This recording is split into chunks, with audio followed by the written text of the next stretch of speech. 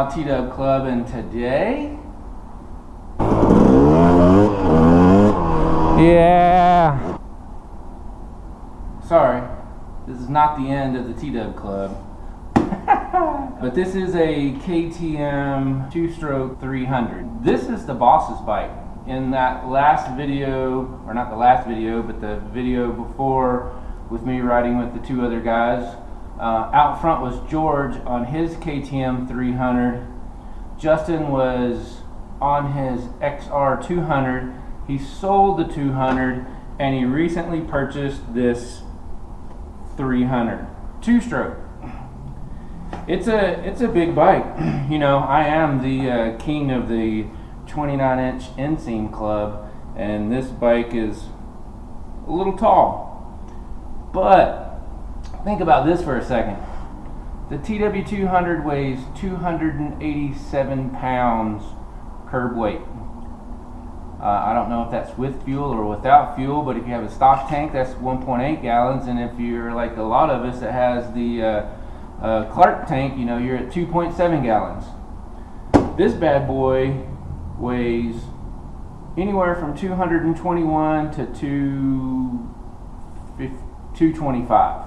So this is at its heaviest 54 pounds lighter than our T-dubs.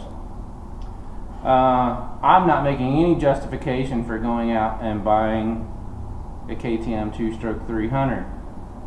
But as you saw when I was back in Alabama, when I was riding up there, holy crap, I can't remember his name, but this is part of getting old. You remember a lot of the instances, but the details. Anyhow, he was riding the XT225. I basically call it the tall tire T-dub, or the skinny tire T-dub.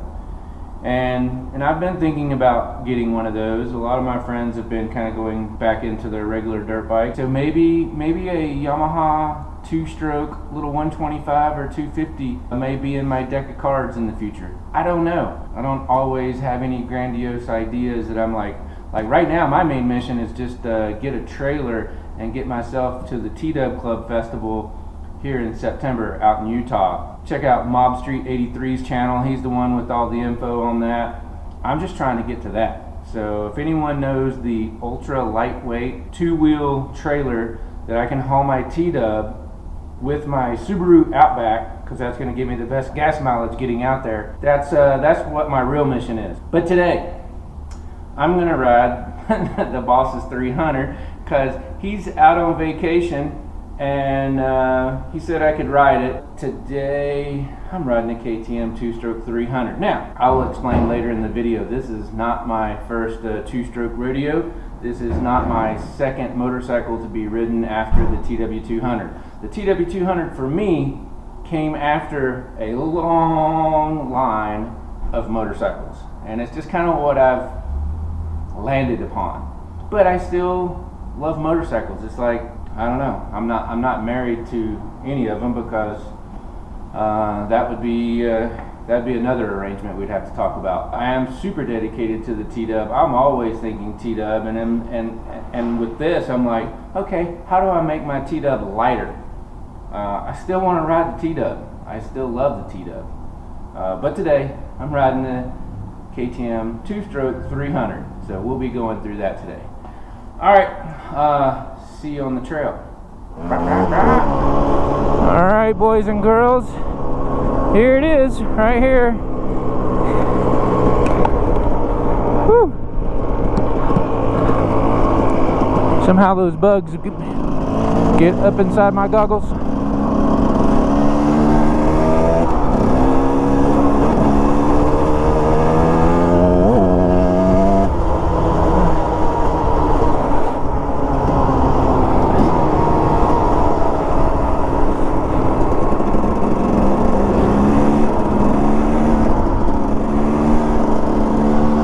There's my man George, rocking his KTM 2-stroke 350.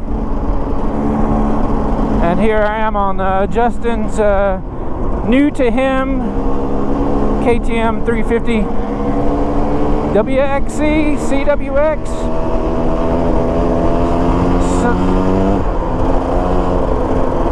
something like that. But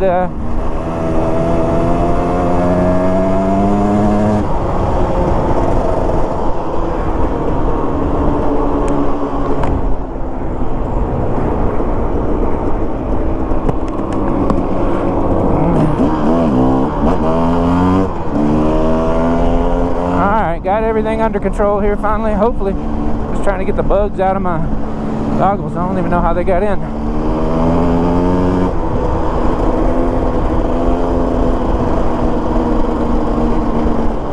So yeah, gonna be doing this action today. Listen to that.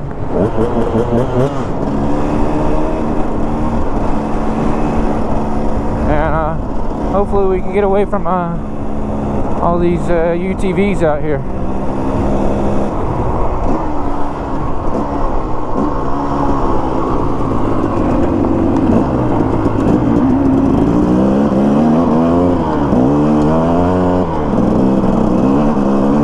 Good morning.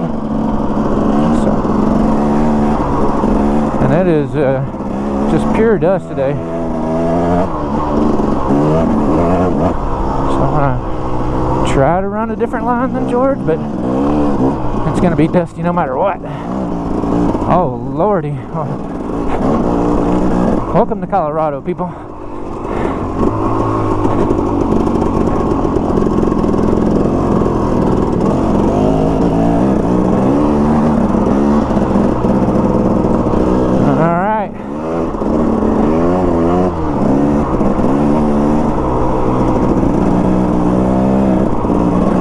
So we're somewhere in the Rainbow Falls area, just outside of Woodland Park. George is my tour guide. He's of my riding buddies that are currently riding. He's ridden the most out here.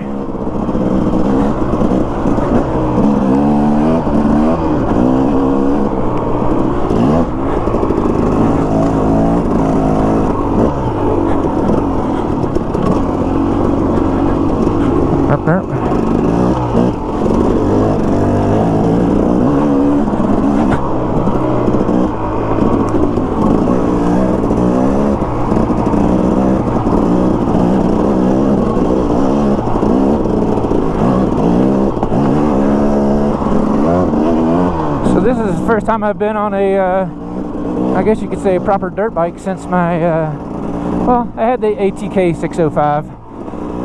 It was a big Rotax engine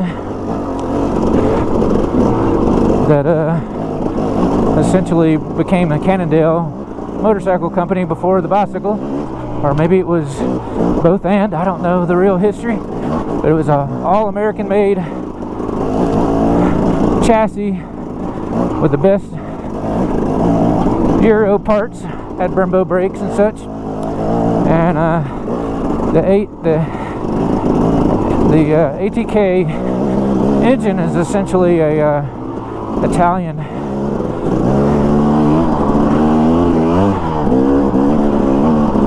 like 4-stroke thumper, and it was pretty light. I think that was one of the big things about that.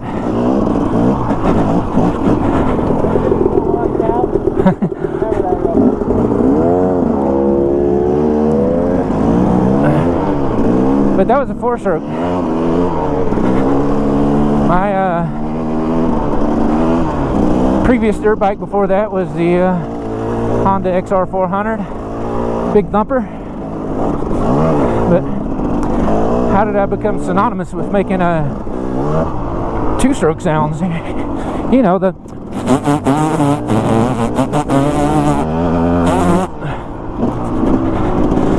so that started as a kid.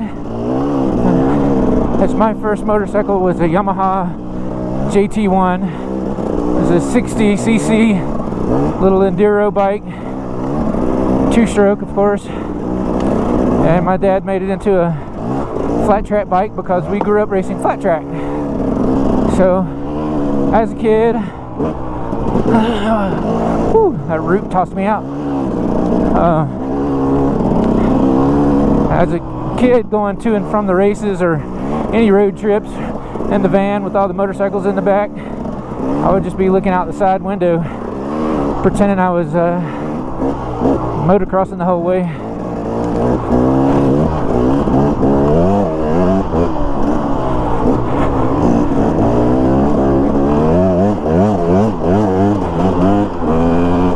And this is a whoop eater right here, man. It's lightweight and has suspension, and that's the magic combination.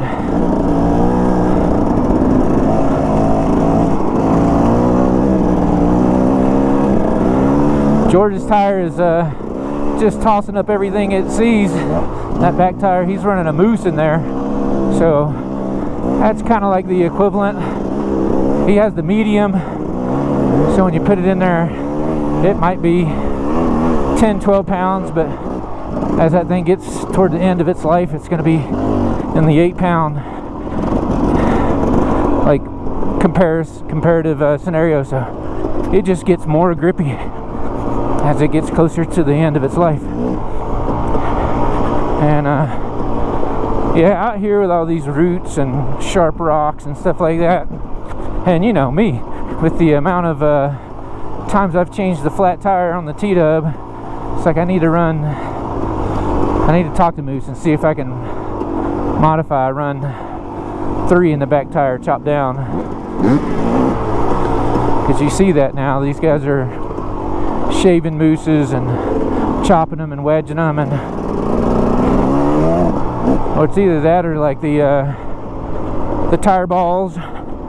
You know, the tire balls are interesting. They're like, we've done it at Augustin Motorsports, where you're like taking a bunch of, a little bit like somewhere between a tennis ball and a softball type size little tube, and it has a inlet on it, and you air it up like a football or a basketball, and you run all those, I think in a rear 18-inch, I want to say it's like 20 or 21 of those little balls, I can't remember, but anyhow, you air up those balls to the tire pressure you want it to be, so it's that way overall. And if one gets punctured, it's just that one ball, and then you have the rest of them, and then it kind of, you know, separates out, whatever it does. But I like the Moose idea. I mean, that's rally car spec right there.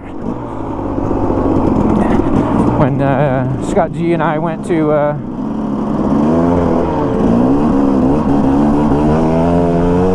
come on, Grabble. Yeah, we went to the UK the first time. We didn't know what Moose were back then, and that's when Michelin, before it was BFG, that's when Michelin was doing the whole rally car thing. And we get there and we see those guys like changing out the Mooses, and we're like, what the heck is that thing? And they're like, oh, the Moose.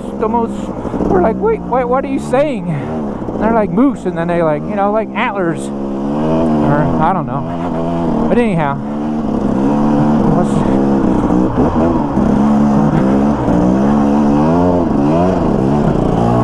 the EG Gravel got to manage this like crazy power, because you just go to crazy wheel speed spin, but at least you have it. Woo!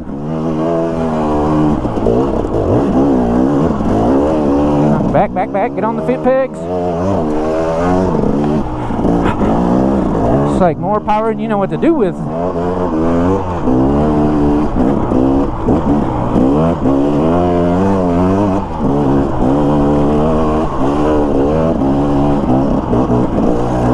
Woo!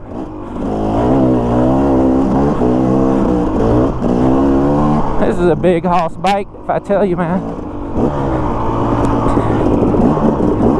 That 300, you can just tractor through that stuff, right? Is it tuned good enough that your tractor is through?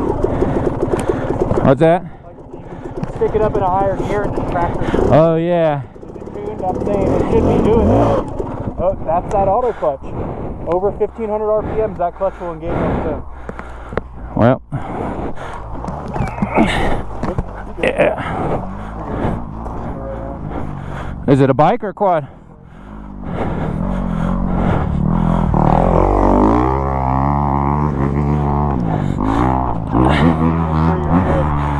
Yeah. Oh yeah, it goes between a ton of power and to, yeah. Yeah, it was doing it. It's just the rear tire, I think, is a little. Take some air out of it? No, just cause I'd rather be safe. Yeah. Because you see how much heat is on that tire? Yeah. It's a lot for that to get up into the rim. The front one doesn't have near as much heat, and they're usually not the handlebars. Yeah, let's let a little out, cause. All right.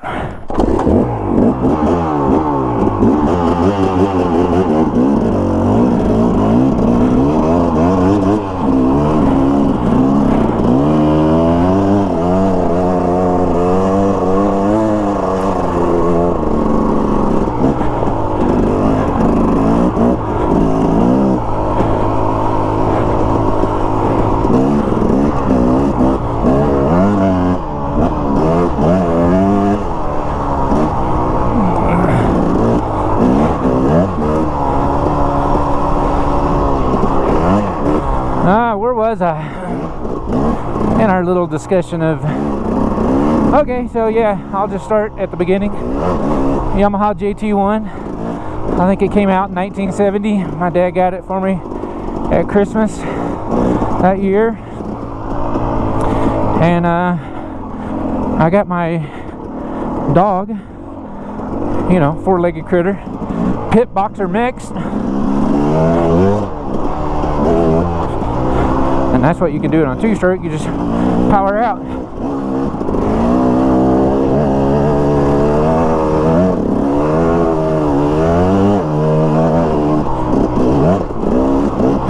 Yeah, we stopped back there and let a little air out on the tire.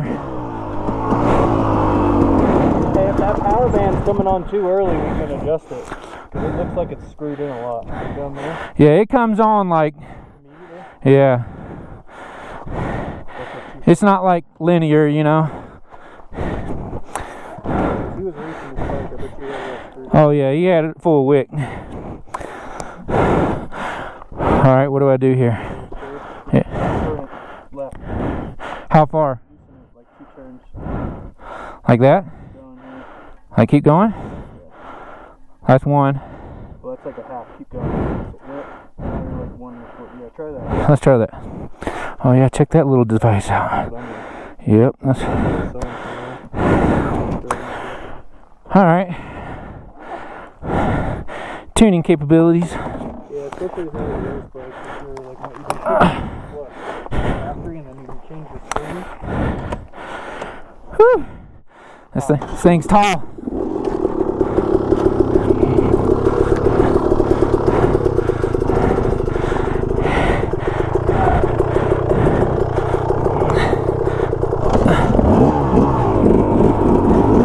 All right, short legs, let's go.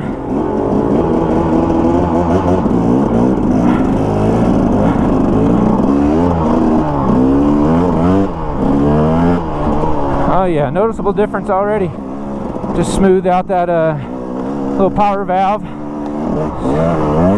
so it just don't come on so hard.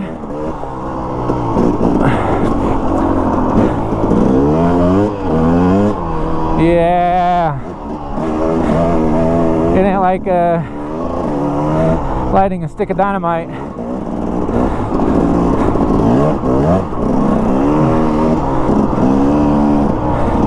The guy that owned this bike was racing it.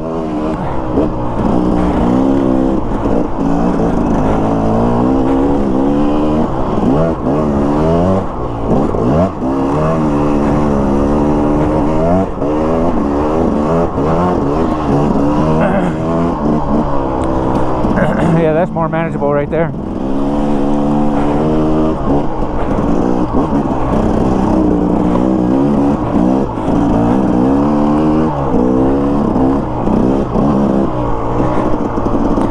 DG.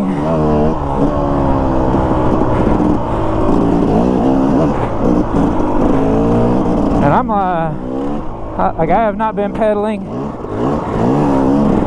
Got out and did a hike 2 days ago with the wifey, but that just ain't enough.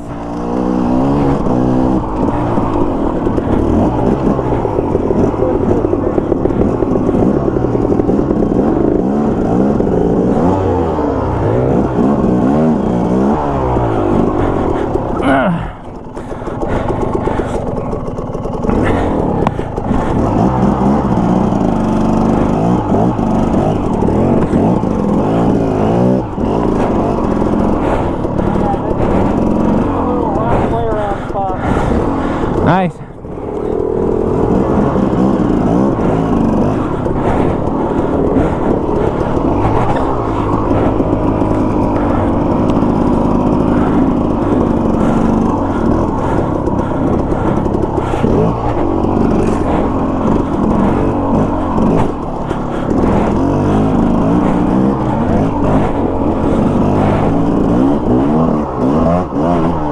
I've been trying to get to my water hose for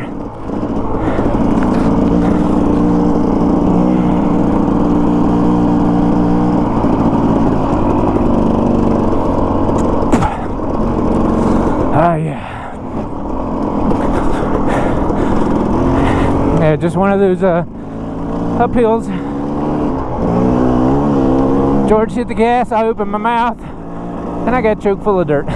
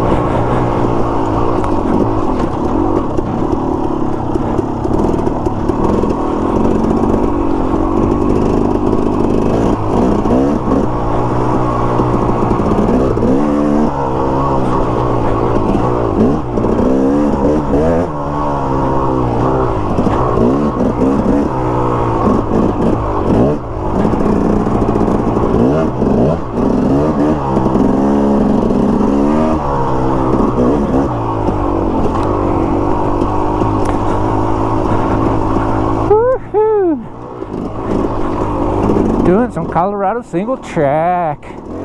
Yeah.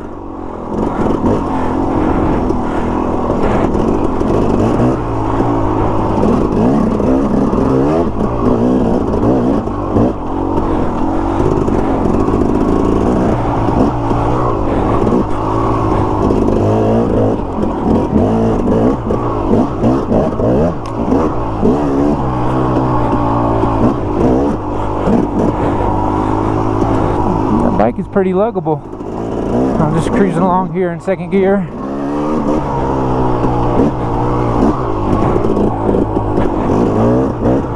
Looks like about 15, 16 miles per hour there.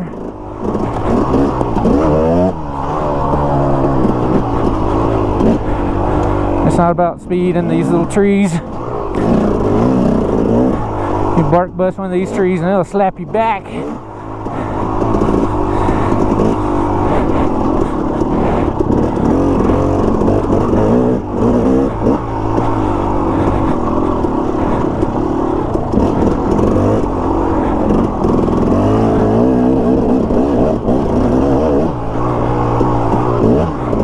Oh, this is what this bike just does so magically, is just eats up those little whoops.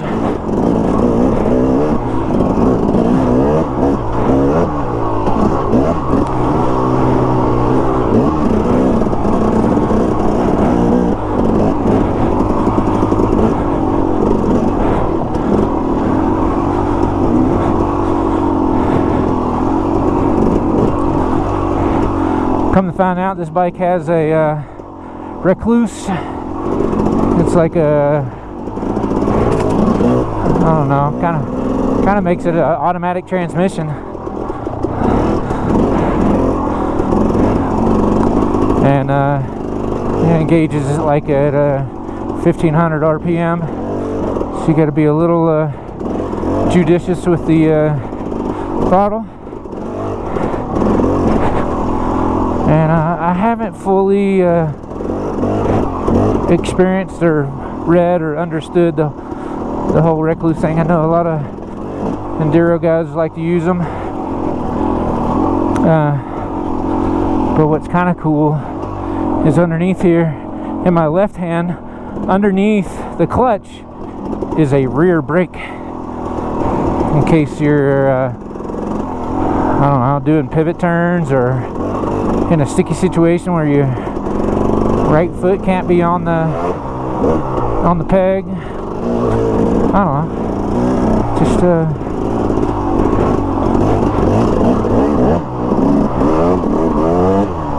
Just an alternate source of braking control.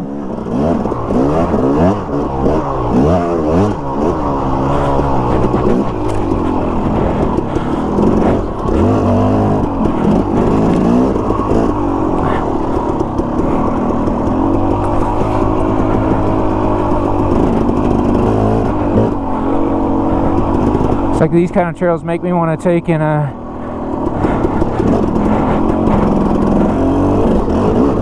put higher foot pegs on the TW and half the width.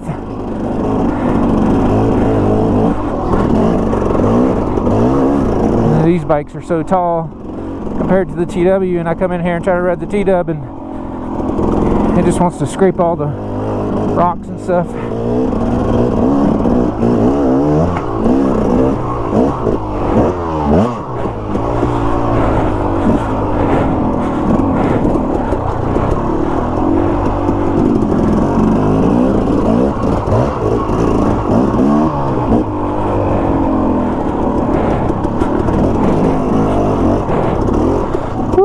Man,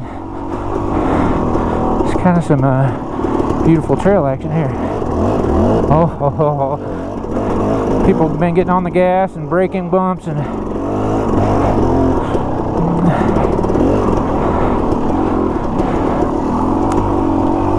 oh yeah.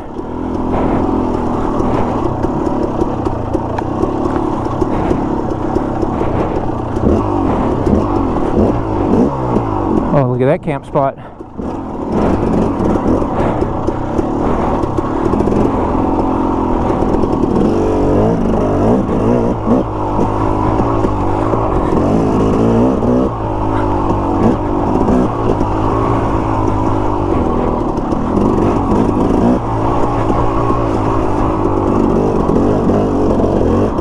Oh yeah. This bike's just chugging it. Chug-a-lug.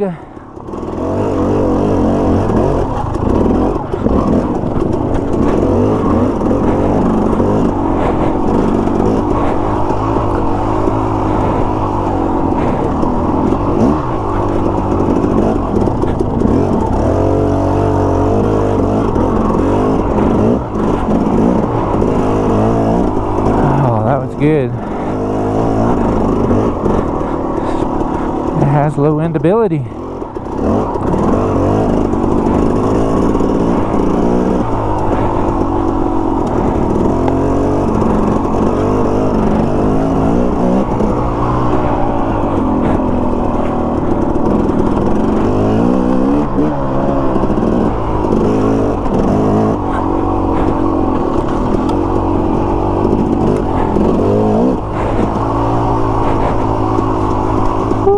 Yeah, sorry I'm breathing so hard, folks. I'm getting my workout.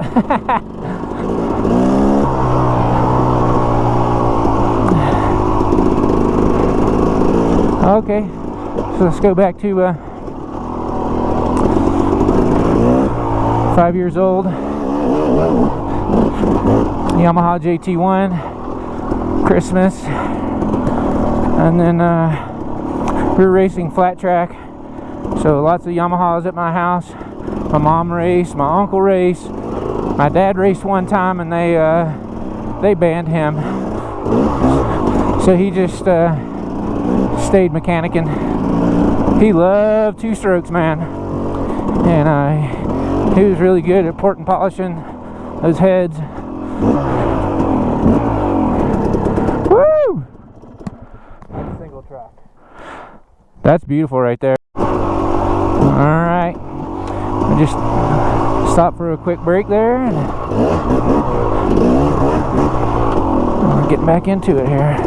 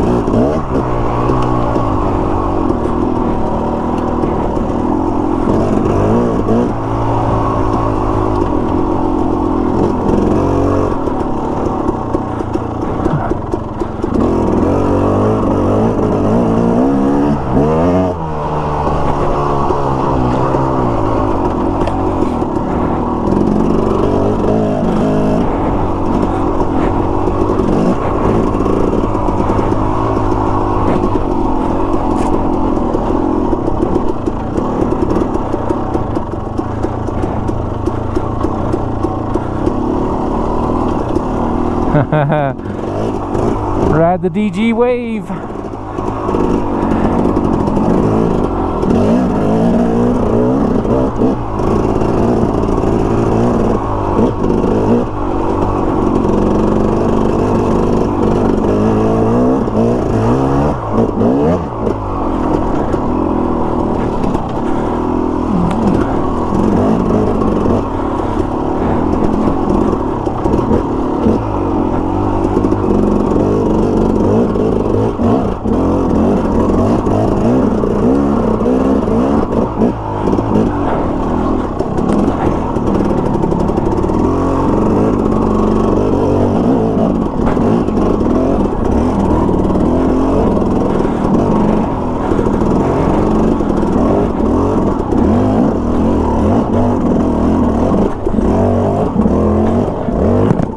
No, don't fall.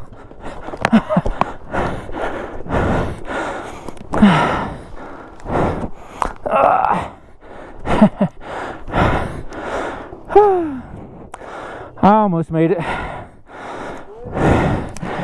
Yeah. What's that?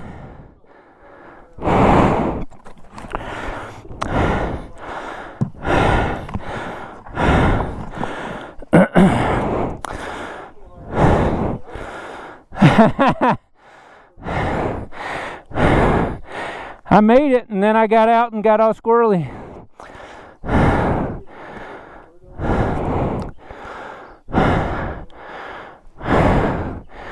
I gotta take a breather. Woo!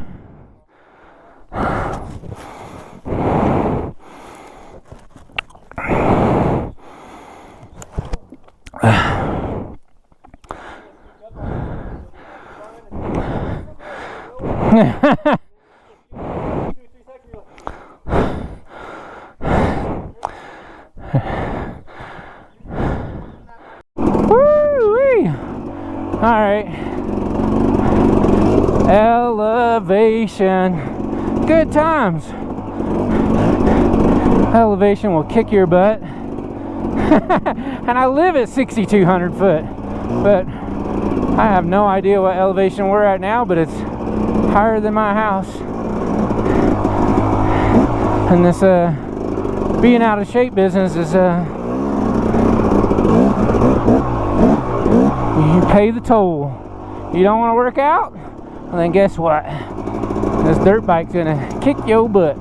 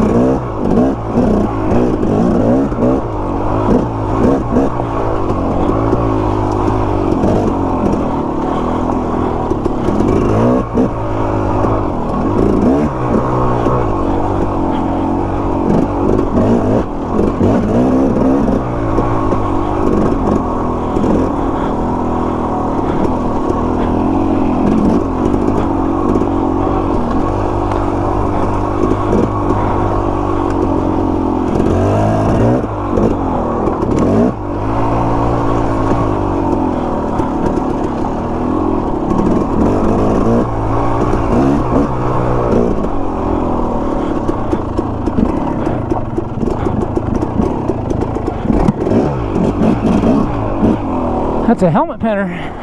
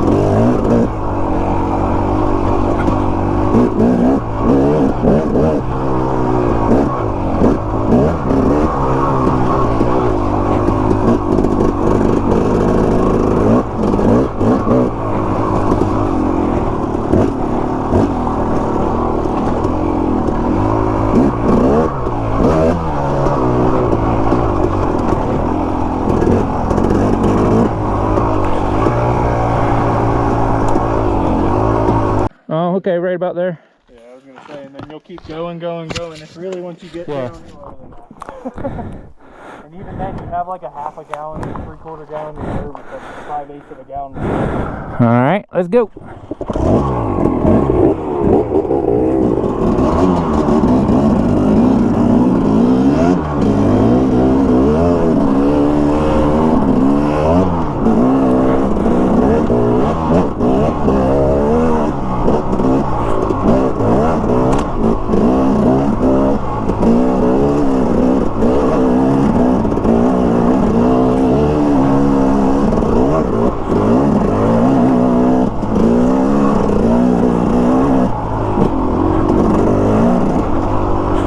Man, oh man, well, I am completely sorry because that second section of trail, my battery gave out. That was just pure epic. And yeah, I didn't know my battery went out. And so just imagine whatever you saw in that first portion, just like 3 to 4 times crazy nar better than that. And that's what that last section was. And I can't even tell you where I'm at, man. Yeah, just out here in these 717 trails, 707 trails. I don't know what they are. It's just out here in Divide. And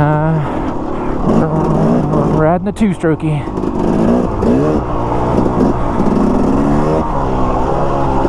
So, after the Yamaha JT1, probably when I was like 10, 11, 12 years old, my uncle had an old Yamaha DT175 that wasn't getting ridden anymore.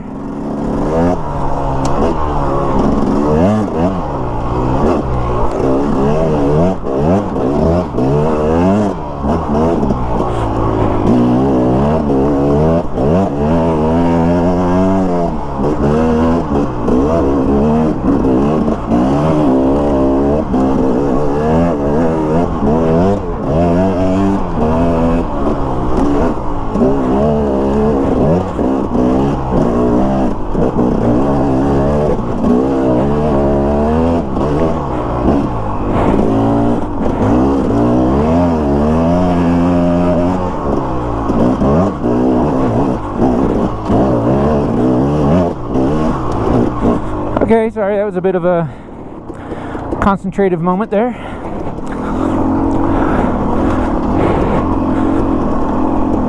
And so anyhow, holy corkscrew.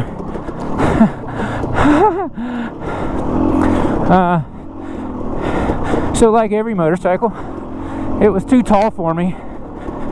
And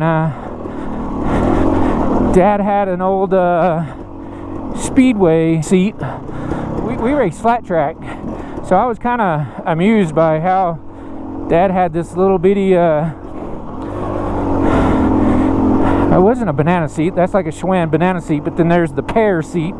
But the some of the Speedway bikes back in the day had that little pear seat. So anyhow, the old DT175 was too tall for me, so Dad put that little pear seat on it, which gave me a lower seat height. I couldn't double anyone on the back, but not that I needed to be doing that anyhow. So it allowed me to touch the ground better. And so yeah, I started riding that Yamaha DT175 old two-stroke, and all the lights and all that stuff was stripped off of it, so it was just a pure dirt bike at that point. And so yeah, that's what I rode until later. In Alabama back then, at 14, you can get your motorcycle driver's license.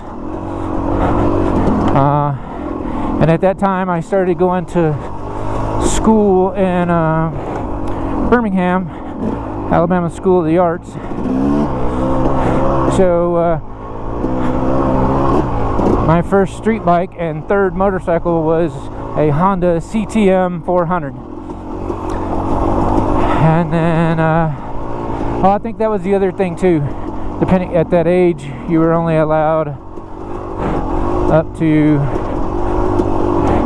like 500 or something like that. So when I turned 16, I got a Kawasaki Spectrum 750 street bike. Super fast, very quick drive shaft bike, and mainly because I wanted a KZ 750 so I could match my uncle, but insurance wouldn't allow me to have that bike. It's basically the same engine, just a different chassis configuration. Go figure, you know? So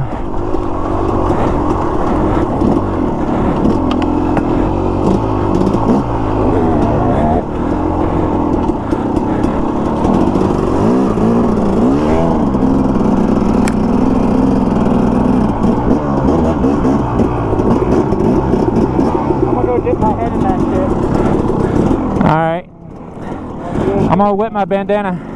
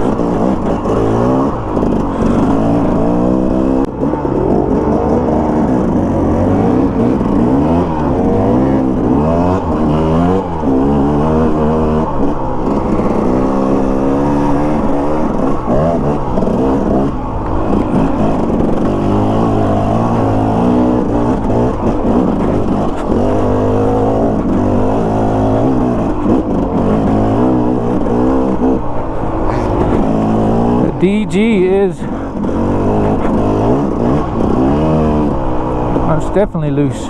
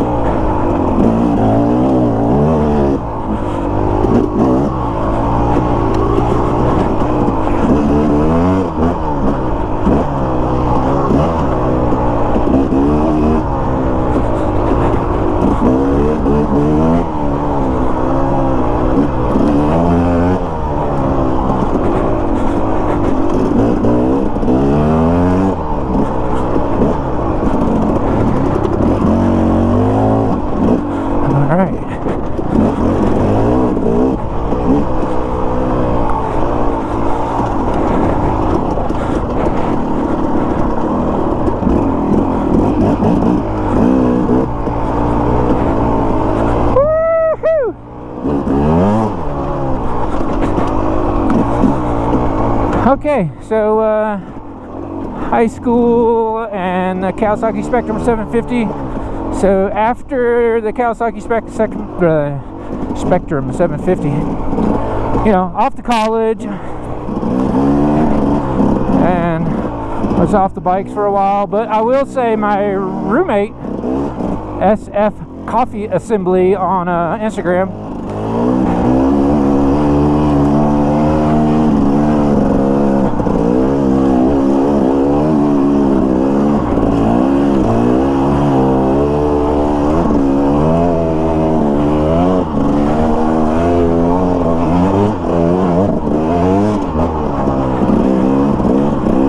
he educated me about the Lambretta scooters, some like two-stroke Italian scooters, and I was like, oh man. So had a lot of fun with him. He had a couple of them. So yeah, making trips from Oakland to San Francisco on the Bay Bridge on a Lambretta scooters was quite the fun deal. But man, I loved rocking those things up in the Berkeley Hills when I was going to school up there, finishing up college. So out of college, first job in Southern California, I went to the interview, and on the wall of the guy that was going to be my boss was 2 photos of motorcycles. And one was like some kind of Honda 500 street bike, but then lo and behold was an RZ350, and I'm like, is that yours? And he's like, yep. And he's like, I'm actually going to sell that bike. And I'm like, hey, look, if I get this job, just give me 2 weeks to get a paycheck and I'll buy that bike, because if you know what a Yamaha RZ350 is, that was my dream bike, man. Kenny Roberts special.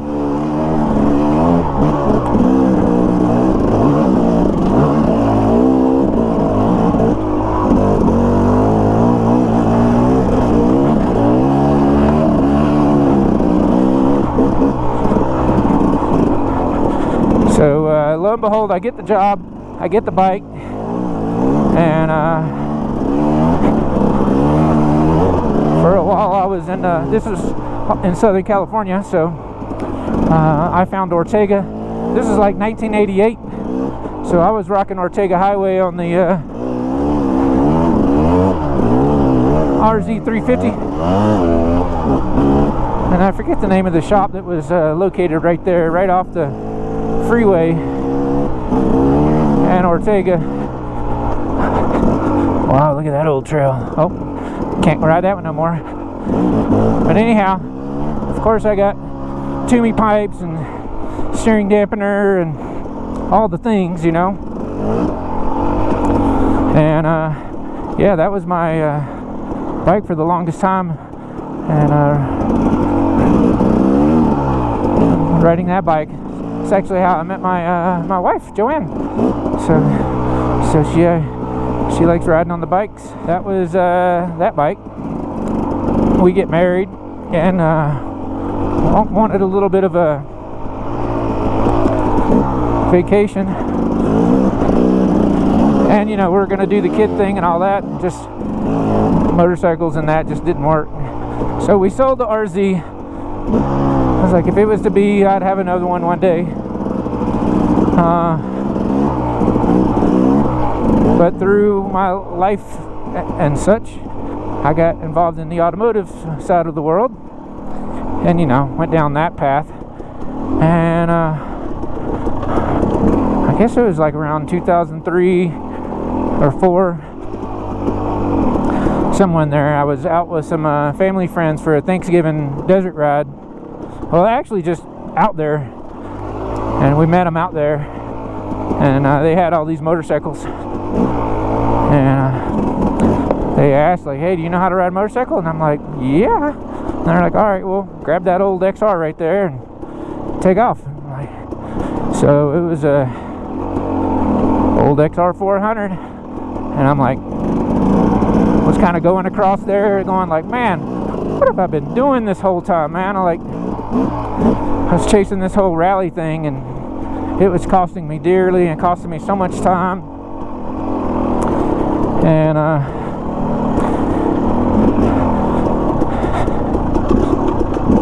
I should have just went straight off that one. So yeah, I think it was like maybe 3 months later, and I had my own XR 400 with a 440 kit, and it was street legal. It was these guys up in Simi Valley. It was their kind of like original desert race bike, so you know, hence the 440 kit and pipe and all of that. And so I started riding that. This had been like, I don't know, 2004, 2006. And the wife was like, hey, you know, like, if you're gonna go down this path again, like, we should get another bike. And I'm like, oh, I know exactly the bike for us. And I showed her the bike, and she's like, oh, that bike is ugly, and it's orange. It's so obnoxious. And I'm like, yes, absolutely beautiful. And it was a 2005 KTM 950 Adventure, and so she and I started riding 2 up on that, and that was just a wonderful bike. Of course, you know, I had the pipes on it, I had all the farkle that you could throw at it. Slapped it with the purse, as my man John Schultz would say. Oh yeah, I guess I should say something about that too. So John Schultz, my co-worker at HPI, and he was my desert riding buddy. he lived up in the high desert. He raced. He used to work at XRs only. So he had a XR 650 that was punched out to a 723, 725, something obnoxious. He could just roll up next to me and at will, just standing on the back wheel. And yeah, that was a lot of fun riding with him. His whole family rode, his wife rode, the kids rode. So I spent as much time in the desert with him as I could. But I was notorious for doing my own little solo desert missions and whatnot.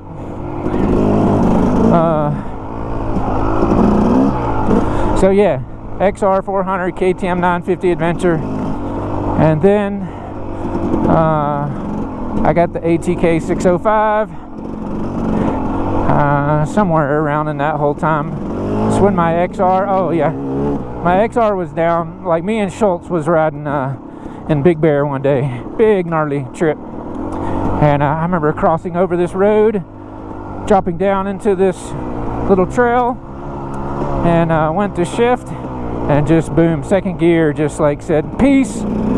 It's been fun, it's been real. So I started tearing that bike all apart. I never got it up and running. And then I got that ATK 605. It had a electric start, which kind of beat out the old XR. And you know, I was spending a lot of time on Saddleback with those bikes, because that was my local mountain there, you know, in Southern California. George is gonna be up here going like, man, where you been? I'm like, oh, I'm back there chatting with everybody. And like, who are you talking to? You know, all you guys. Man, look at this. Woo, that's beautiful right there. Oh man.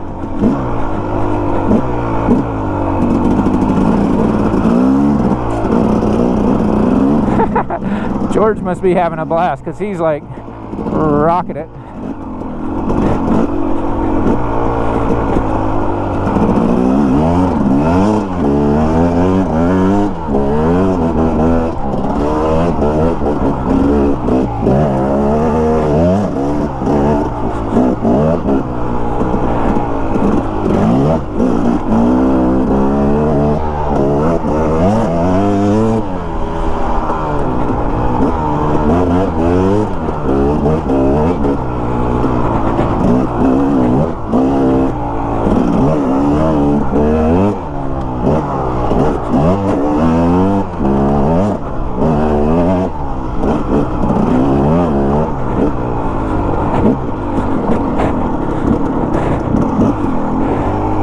So, years pass.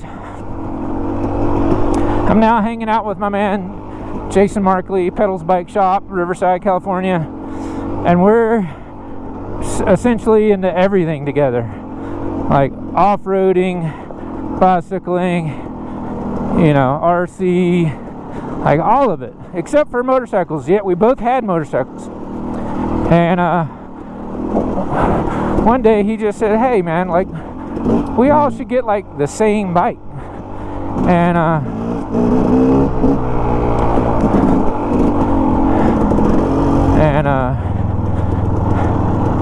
he asked me, he's like, so what would be your next bike? I'm like, honestly dude, like, I've had this weird fascination with these little stupid fat Yamaha GW200s, a whole whopping 196 cc's. All right, it feels like we've been here before. Feels like we've been here before.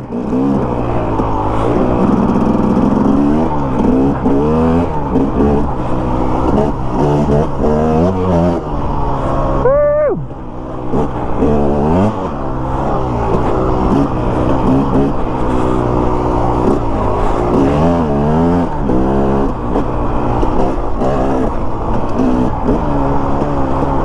So anyhow, this whole conversation with Markley, he's like, okay, let's do it. And I'm like, for real? Like, you know I can be like ridiculous with some of my ideas, but I just wasn't expecting him and the crew. And when I say crew, so basically I told Jason this, and I think like, I don't even think it was a week later. I'll give him 2 weeks, but all I know is he calls me and says, look what I got. I'm like, holy crap, dude, like, I wasn't expecting you to do that. And he's like, oh, it's better. Look what I found. I found yours. I got cash. Let's go get it. And I'm like, what? I'm like, oh, look at that cut. No cut. So, yeah, my man Jason Markley, you can thank him, Pedals Bike Shop, for helping me, like, see through it. He was my benefactor, and what do you call it when the people, yeah, benefactor, contribute to my dreams. So, a week later, got cash, paid him back, blah, blah, blah. But in the course of, like, maybe 2 weeks, oh, I wasn't, maybe 2-3 weeks, we had taken 13. That's what you can do at wheel with a 2-stroke. You can just like, just wrap and suspension. But yeah, anyhow, we took like 13 TDUBs off the market. And yeah, that's kind of what started it. And we kind of posted that we're gonna go ride these things. And ooh, big camp.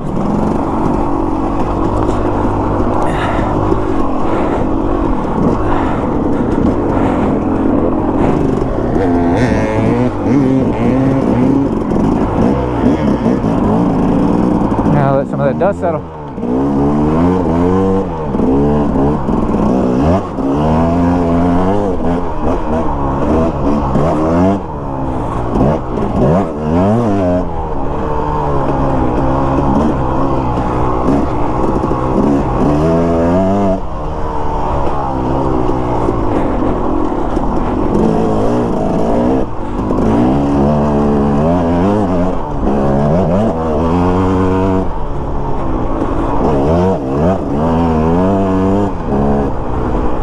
So yeah, we posted up that we were going to go do this saddleback.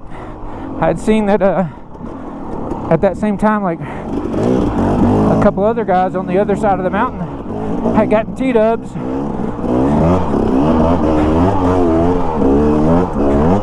So we just said, okay, all T-dub ride. And friends, you know, because all these T-dub guys got buddies, you know, that are curious.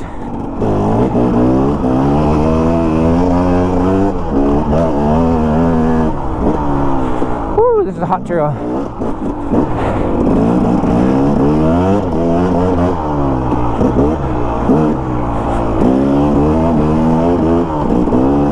It's a gravel spitter.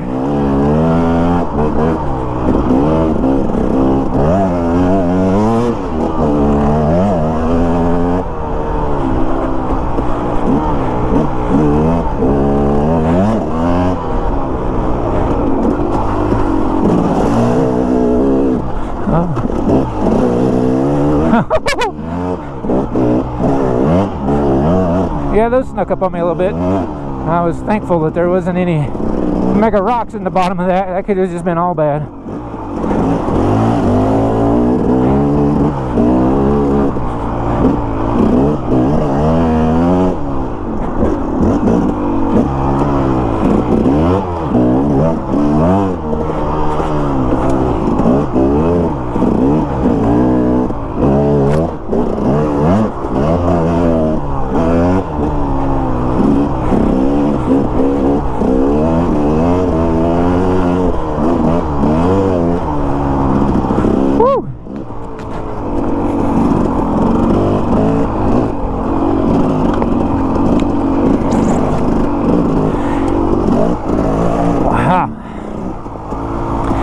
Narrating on single track at elevation, yeah.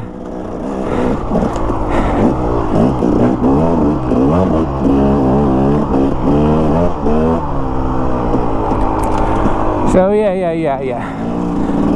So at that we had like a little luncheon after that ride. It was, I think we had like 22 TW show up that day.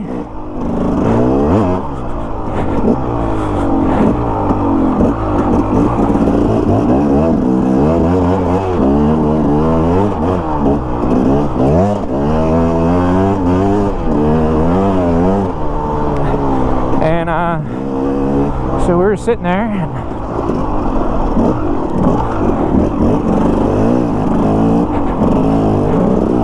I can't remember, was that?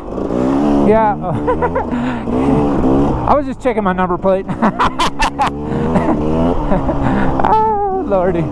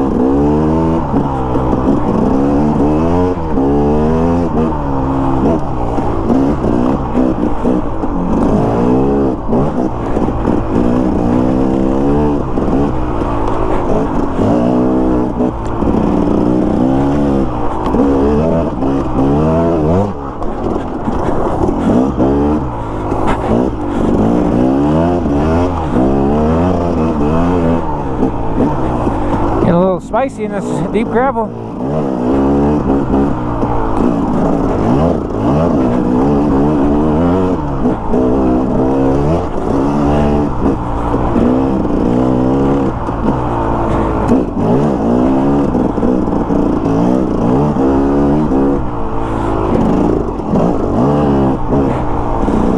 Okay, before I run out of tape, I will say this bike is 50 pounds lighter than a TDUB, and where the TDUB is more finessing through all this stuff, this thing's just like holding on. This just got power.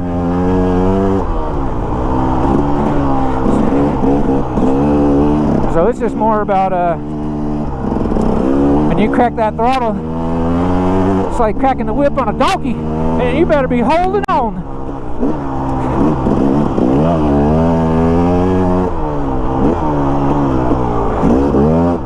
So yeah, my hands are going to be toast.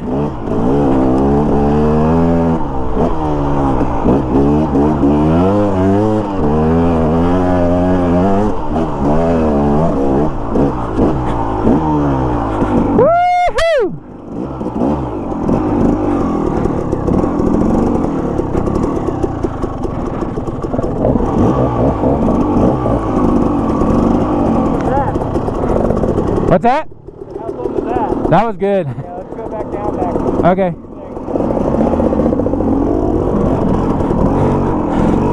Alright. So we're going back down.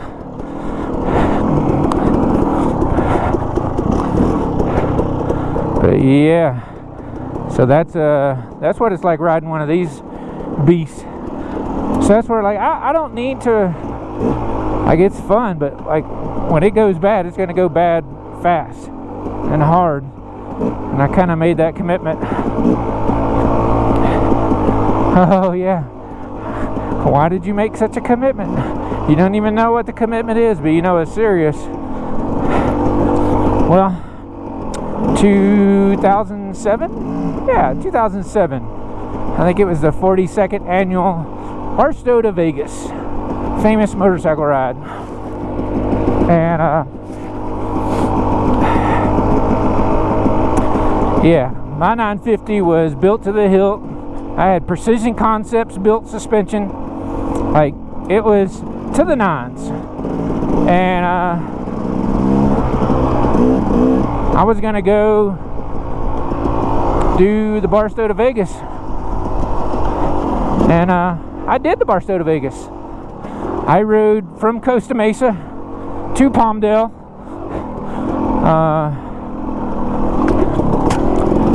And then Palmdale, that's where the Barstow to Vegas ride starts. Went all the way to Vegas. And then the next day, we're like, all right, let's just ride back home. I mean, we're on 950 adventure bikes, right? So,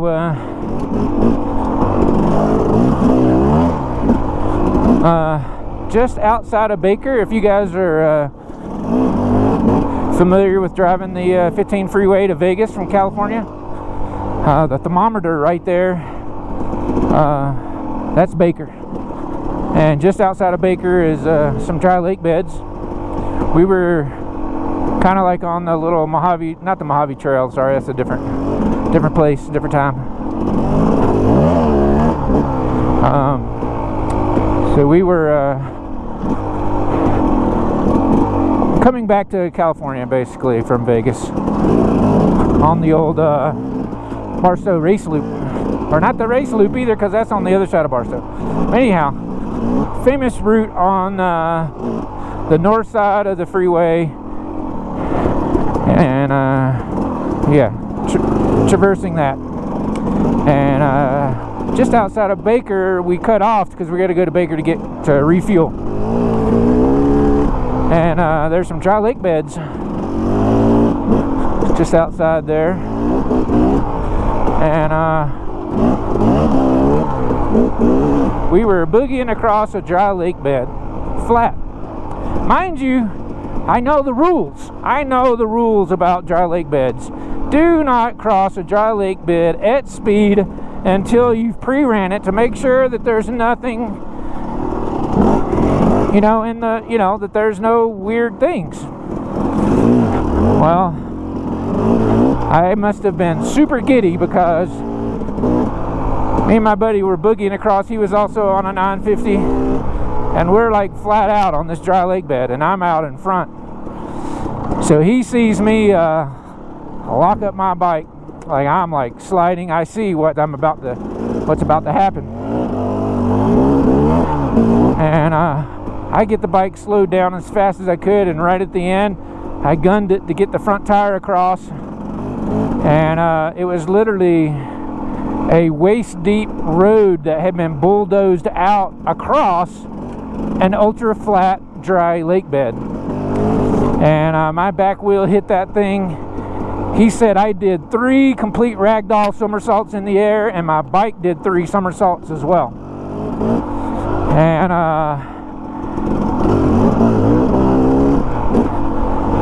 you know, I got knocked out. I came to. Back then I was always carrying my little pocket camera up in my chest pocket. I got up. I took photos of how far I was from my bike. I took photos of how far my bike was from the trench. Got myself together, and I rode my bike on to Baker. We parked my bike at a gas station there, and they got me into the, we had a support vehicle.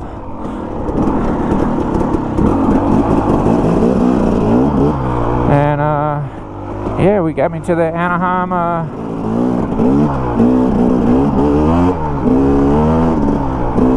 hospital, where they put me in and did x-rays and determined that I had broken my neck. C1 survivor right here, bro. Like my doctor was ultra cool.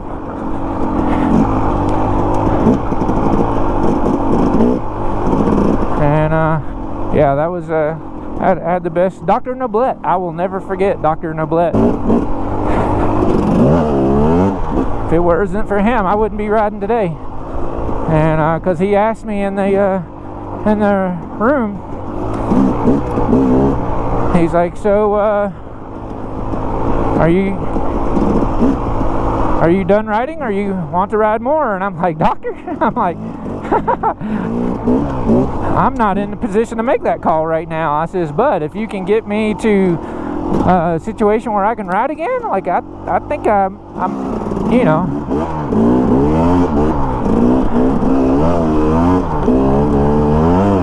I did this to myself, you know. I can't I don't know.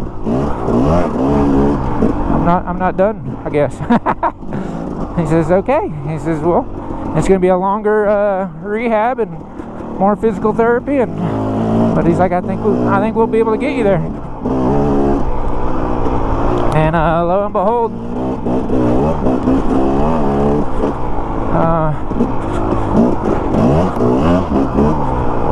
we got me there.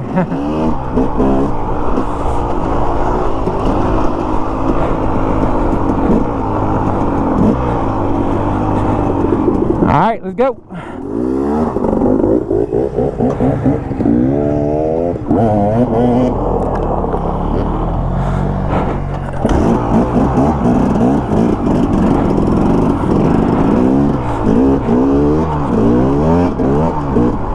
Oh, this bike reminds me of riding my XR, man. It's too tall. It's kickstart. At least the kickstart's super easy.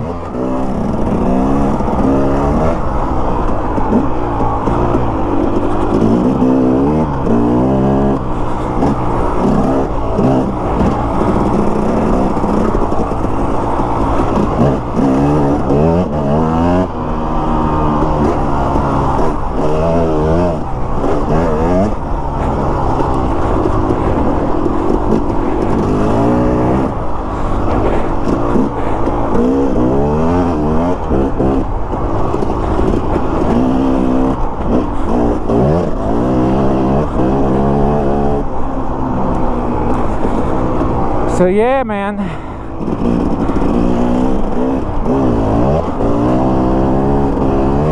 that's been my life in motorcycles right there.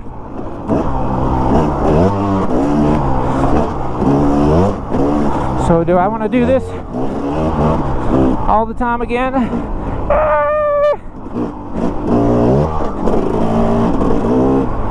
Not really. It's just, you know, the risk level is so much higher.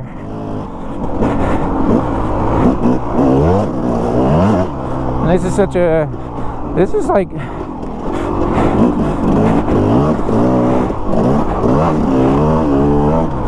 this thing, I put it like in between my XR400 and the ATK 605. It's like a, this is like a, it's like a lethal weapon.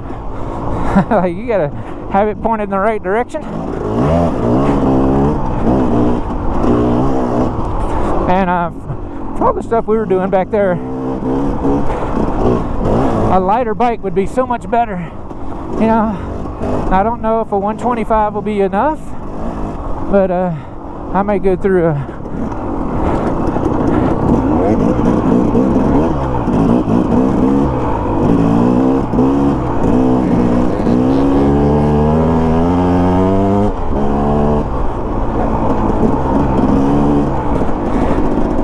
So George,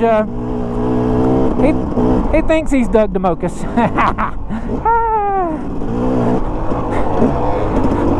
I mean, everyone likes doing wheelies.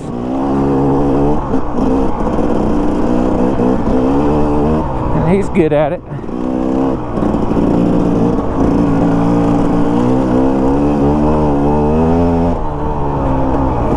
And if you don't know who Doug DeMocus is, I think we'll just pause right here, put a Doug DeMocus cut in, and let you enjoy the goodness.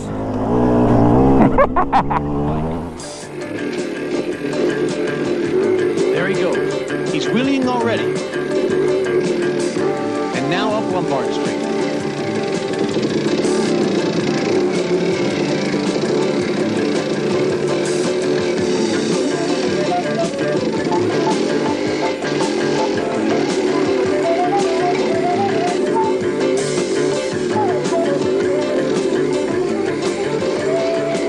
Doug keeps his balance by coordinating the brake and the throttle.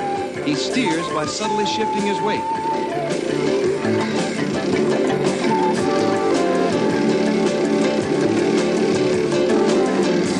Now he's nearly at the top. It looks like he's going to make it. And he does. It's a new wheelie first. And now Doug celebrates with a few spins around the cable car.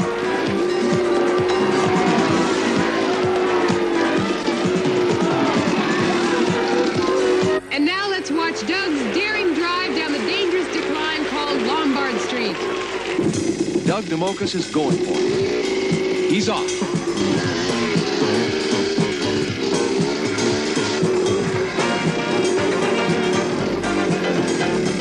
Balance on the descent is much more critical and demanding than it was going uphill.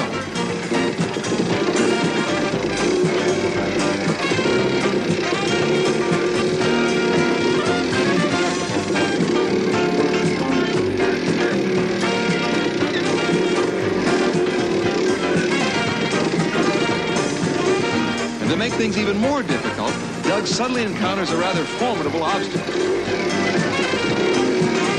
But somehow there doesn't seem to be any obstacle that's too big for the Wheelie King.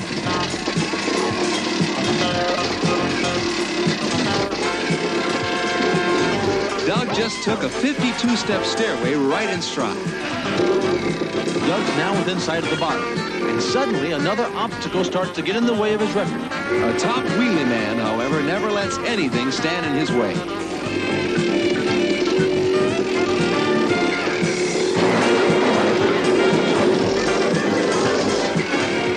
Here's that wheelie car crossing again.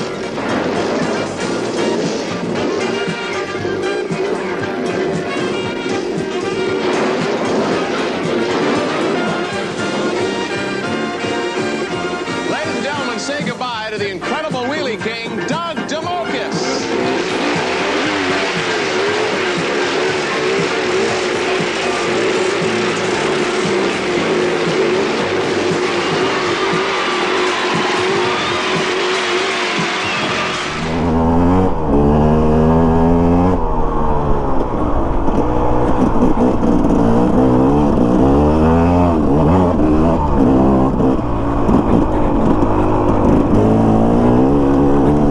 That's the thing about these dirt bikes. This little DG on top of hard pack is just like not their kind of surface. And then I add in a lethal two-stroke, and it's just like all over the place. Oh, oh, oh.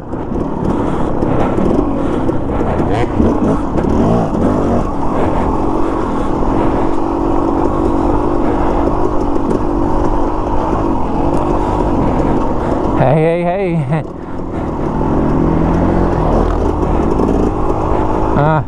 I guess we're back into the busy zone. I was enjoying our trail section that we were out there. Like, we saw nobody, I mean nobody on that single truck out there. And then get back over here and back into the traffic.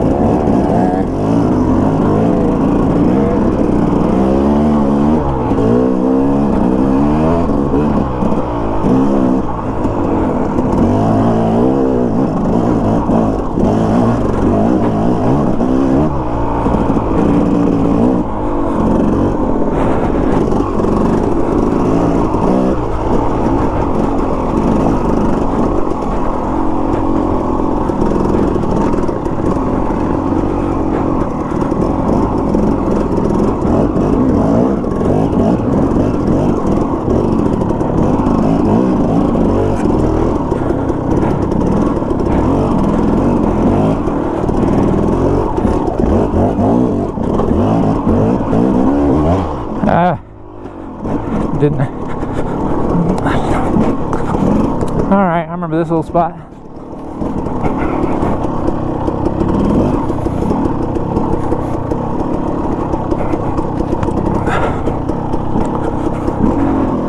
Remember that really, really red mud? That's the puddle. Oh yeah. Those are a little lower. That's where we took that one time. Yeah, I remember coming over here with Justin. So we'll go down this, and there's a camping spot that's like right off this trail. That's pretty dope, actually. Right on. If you ever just want to get away, go for easy. Off the boat.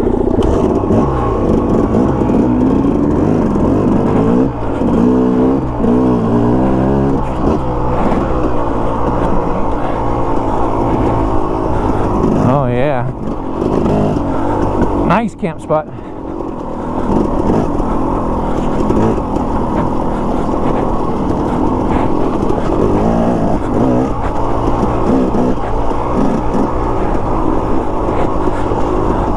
The beauty of is like rolling off of that kind of stuff, this grapple, you just get so much suspension. It just makes it easy. The TDUB's a little bit more working it.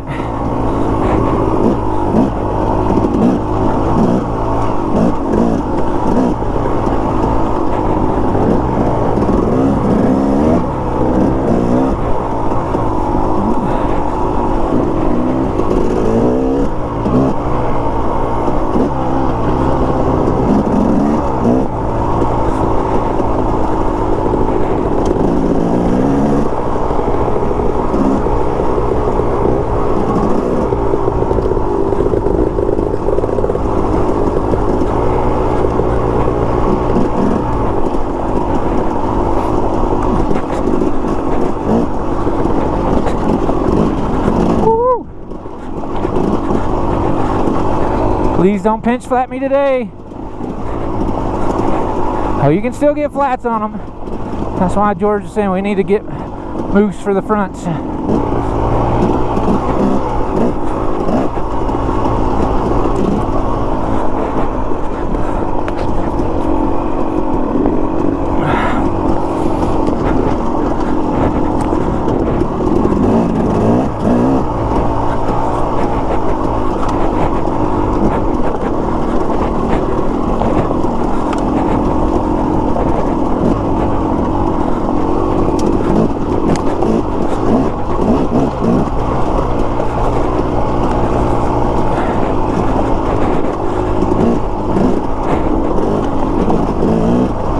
Nar, nar.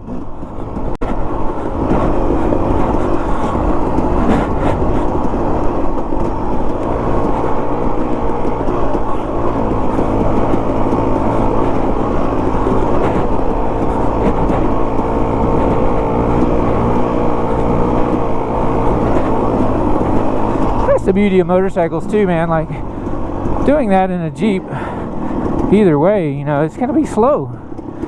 And on the moto, you just can cover so much ground.